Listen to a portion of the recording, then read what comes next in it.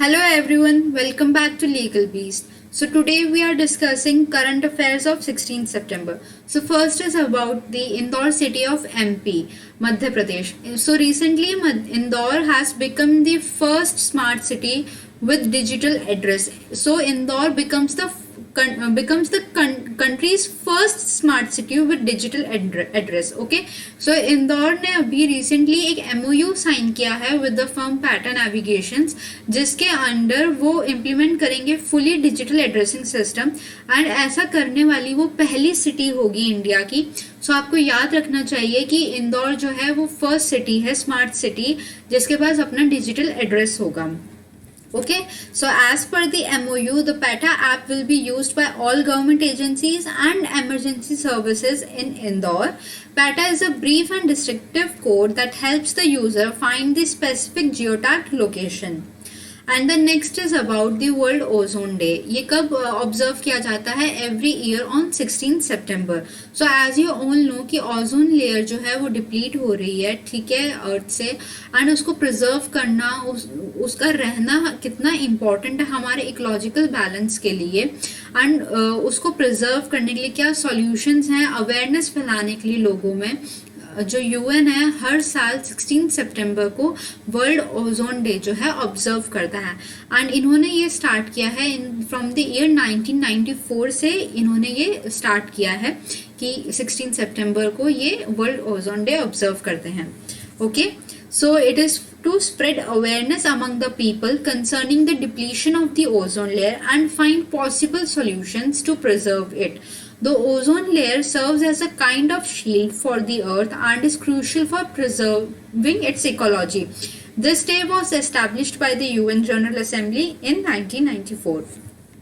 And 2022 का theme क्या है? Global cooperation protecting life on earth. ये इस साल का थीम है. The next is about the Union Education Minister Dharmendra Pradhan.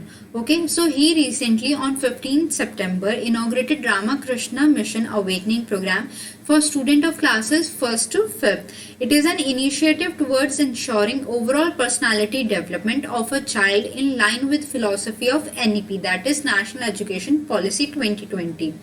So Ramakrishna mission के फाउंडर कौन है? That is Swami Vivekananda. और उन्होंने कब फाउंड किया है? 1897 में.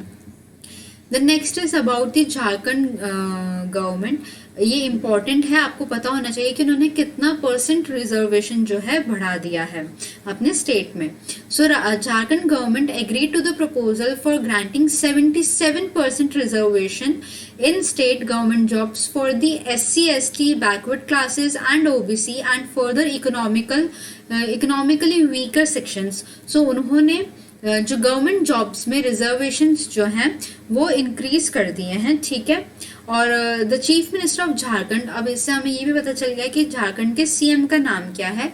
Hemant Soren hike the OBC reservation to 27%, जो कि पहले थी 14%. सो 14 से अब कितनी हो गई है उनकी? 27%. The Jharkhand government also accepted the proposal. इन्होंने एक और काम किया है कि वो 1932 के जो लैंड रिकॉर्ड्स हैं वो यूज करेंगे अब ये जानने के लिए कि लोकल इनहैबिटेंट्स कौन है, झारखंड के लोकल लोग कौन हैं, ठीक है. तो आपको ये पता होना चाहिए कि झारखंड ने रिसेंटली कितना हाइक कर दिया है रिजर्वेशन गवर्नमेंट जॉब्स के अंदर. Then the next is about the great tennis player Roger Federer. आप सबको पता ही है उनके बारे में. रिसेंटली उन्होंने अपना रिटायरमेंट अनाउंस किया है. अब हम थोड़ा उनके बारे में जान लेते हैं कि उनके नाम पे क्या क्या अचीवमेंट्स हैं, उन्होंने क्या क्या अचीवमेंट्स हासिल किए हैं.